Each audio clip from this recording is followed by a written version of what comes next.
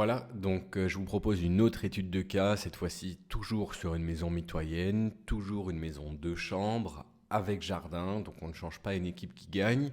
À la seule différence, c'est que celle-ci c'était au tout début du Covid, ou en plein milieu, je ne me souviens plus exactement. En tout cas, ce dont je me souviens, c'est qu'à ce moment-là, pourquoi je m'étais positionné sur ce bien? Tout simplement parce que les communes sur lesquelles j'avais réalisé mes précédents projets, eh bien, je trouvais plus de maison sur ces communes-là.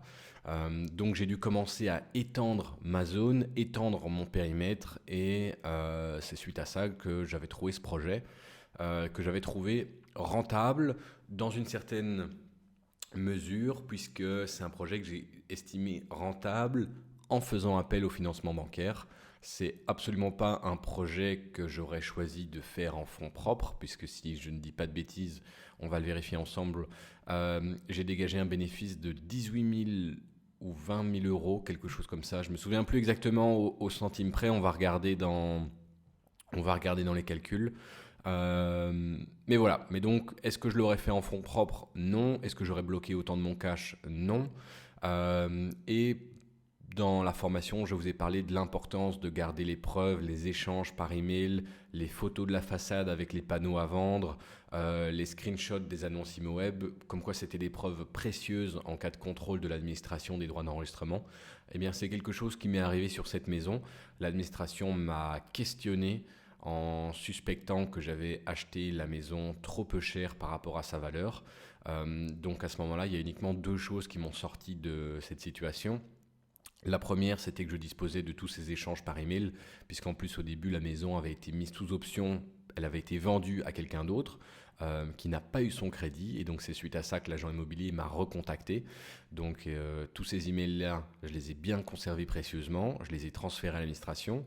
J'ai également transféré une copie de photos avant, pendant et après pour montrer la quantité de travaux nécessaires, ainsi que le budget de rénovation dont on va parler dans un instant, qui a été nécessaire pour réaliser tout ça, pour qu'on comprenne un petit peu qui justifie le budget nécessaire.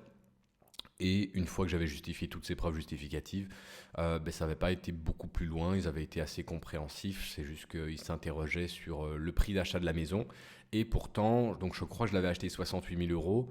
Donc comme vous le savez, si vous avez déjà regardé les autres études de cas, c'est loin d'être la maison la moins chère que j'ai achetée, donc j'étais assez surpris, surtout que pour cette commune-là, donc on est sur la commune de Jumet, dans la périphérie de Charleroi. Euh, à ce moment-là, c'était un prix tout à fait correct, et personnellement, je regrettais même de ne pas avoir essayé de l'avoir un petit peu moins cher. Allez, assez parlé. Je vous propose de commencer le avant-après. Déjà, oui, pourquoi j'ai commencé sur cette page? C'est tout simplement pour vous montrer qu'avec le temps, euh, eh bien, j'ai gagné en structure, j'ai gagné en professionnalisme. Donc, vous allez voir directement que ce projet-ci est beaucoup plus structuré, beaucoup plus organisé que les autres, que les précédents peut-être que j'avais pu réaliser auparavant. Donc, on va tout de suite dans le dossier photo, avant, pendant, après. On va, comme d'habitude, vous montrer la preuve des photos, qu'elles sont bien d'époque, 2 août 2021. Je pense que ça doit être correct. Donc voilà. Donc ici, on rentre dans la maison. Donc ben voilà, il y avait un petit hall d'entrée qui était fait avec des lambris en cloison. Alors ça, ici, donc ce mur-là, il n'y a rien de l'autre côté. En revanche, ici, c'est quelque chose sur lequel il faut prêter attention. Pourquoi? Parce que ça s'appelle des caches-misères, tout simplement, dans le métier du bâtiment. Si derrière tout ça, il y a de l'humidité, si derrière ça, il y a de la mérule, si derrière ça, il peut y avoir toutes les merdes possibles, vous ne le verrez pas. Donc il faut être assez prudent avec ça et essayer de regarder le plus possible. Voilà, donc ici on arrive dans le living et on peut voir déjà l'état directement. Donc la maison, je l'ai achetée comme ça.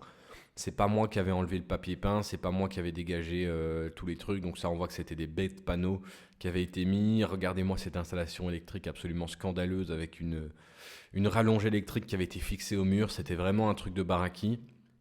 Il faut dire ce qui est, les châssis étaient en ordre, j'avais pas dû les changer, avec toujours ces lambris au plafond, donc vraiment être assez prudent par rapport à ça. Quand vous êtes face à cette situation, il y a du lambris au plafond sur les murs, il faut essayer de mettre peut-être 1 mètre carré au mur, au plafond à nu, peut-être essayer de soulever à des endroits où vous savez le faire sans endommager le bien. Vous voyez l'état des murs, ça avait été entièrement détapissé. À la limite, honnêtement, je préfère quand c'est comme ça. Pourquoi? Pour deux raisons. Parce que ça peut peut-être freiner des gens qui ne sont pas du métier, en pensant que c'est grave, en pensant que c'est la catastrophe.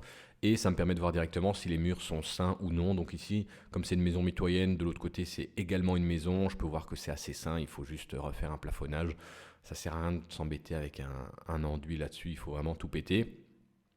Toujours une grosse cheminée en briques dégueulasse avec un convecteur au gaz. La maison elle était sale de partout, franchement c'était un petit peu scandaleux. On voit ici, au niveau des portes, c'était en bon état, tout ça, mais ouais, ça ici, ça avait été fait par après. J'avais pour ambition, quand j'ai acheté la maison, de mettre à terre cette partie-ci, mais j'ai pas pu le faire pour des raisons techniques, j'ai préféré pas le risquer, donc c'est resté. Par contre, en revanche, ici, on avait pu ouvrir sur une partie beaucoup plus grande, d'ailleurs on voit hein, que ça a été refermé. Donc voilà, on continue avec du carrelage, du vieux carrelage au sol. La maison est saine, franchement c'est pas la catastrophe, mais voilà, elle était dans son jus tout simplement. Moi personnellement c'est ce que je préfère, c'est ce que je préfère acheter. Ici une vieille cuisine, toujours avec ce vieux lambris. Ici il faut faire attention. Donc par exemple ici je me souviens, j'avais été piqué avec mon détecteur d'humidité, j'avais été piqué ici sur cette partie à nu. Même chose ici, dans ce genre de cuisinière, vous ouvrez les portes, souvent derrière ils n'ont pas été mettre de revêtement, ils ont été rien mettre, et les murs sur des murs cheap, sur des meubles cheap comme ça, pardon, il n'y a pas de partie à l'arrière, donc essayez d'aller toucher le mur avec votre détecteur, voir ce qu'il y a, parce qu'évidemment si vous mettez sur le lambris ou sur le vinyle, ça ne va pas capter. Ici la bulle, je me souviens plus si elle était étanche, ouais non, ben voilà, c'était pas une bulle, c'était un vieux bout de plastique en PVC, là, rien de bien solide. Ici, on avait le WC. Le WC, il puait. C'était une horreur. C'était intenable. Je ne sais pas ce qu'ils avaient fait dans cette salle de bain, mais ici, donc, on voit une petite baignoire. Encore des lambris PVC partout.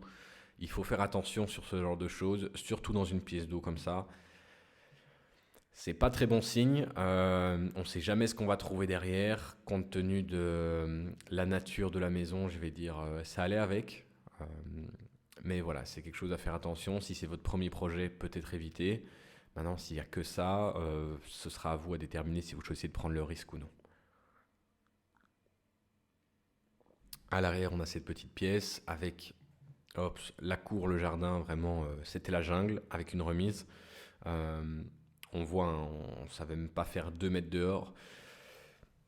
Alors ça, il faut essayer, malgré tout, il faut essayer de vous créer un chemin. Pour quelle raison? Tout simplement parce que lorsque vous réussissez à aller au bout du jardin, vous pouvez voir la toiture extérieure de l'autre côté, pas côté voirie. Donc même quand c'est la jungle comme ça, il m'arrive de tout traverser, tout simplement pour m'assurer qu'il n'y ait pas de gros soucis. Ici, toujours un vieux convecteur. Et avec, encore une fois, ici on voit, donc c'était toutes des planches, enfin, tous des panneaux qui avaient été mis. On voit, ça avait été fait n'importe comment, c'était du bricolage.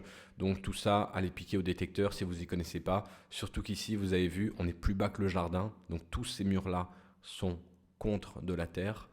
Euh, donc c'est quand même à vérifier qu'il n'y ait pas de choses, parce qu'a priori, qu'il n'y ait pas de soucis, parce qu'a priori, ces murs-là vont obligatoirement être plus humides que les autres.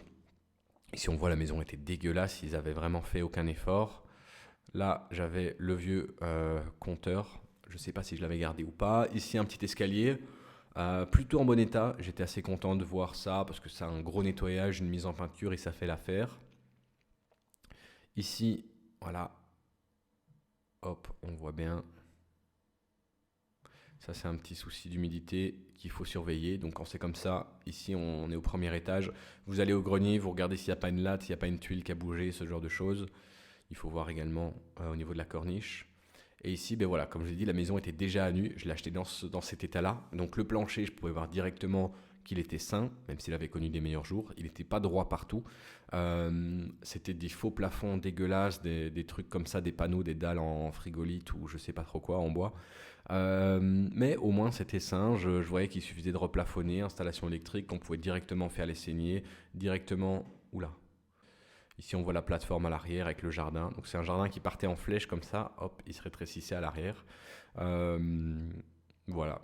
Donc, on voit la plateforme était assez saine. Il y avait juste ça vraiment à changer pour dire d'être tranquille et de faire quelque chose de propre et d'amener beaucoup plus de lumière dans le bien. Vous allez voir le avant-après. Pour moi, je pense que ça a tout changé. Ça, c'était peut-être la partie un petit peu plus casse-gueule. Si je devais refaire cette maison aujourd'hui, parce que moi j'ai gardé l'entrée-sortie de cette chambre à cet endroit-ci qui donne directement sur l'escalier. Si je devais refaire cette maison aujourd'hui, je fermerais cette cloison à cet endroit-ci et j'ouvrirais un petit peu plus loin sur le mur de gauche qu'on va voir juste ici. Voilà, ici j'aurais fait une porte par exemple. À droite, c'est la montée vers le grenier. Je ne sais pas si on voit sur la vidéo. Et ça, c'est la deuxième chambre. Voilà. Donc une maison assez confortable en termes de taille, avec 2 chambres bien distinctes cette fois-ci. Donc je crois que celle-ci devait faire 15-16 mètres carrés et l'autre devait faire 12-14 dans ces eaux-là.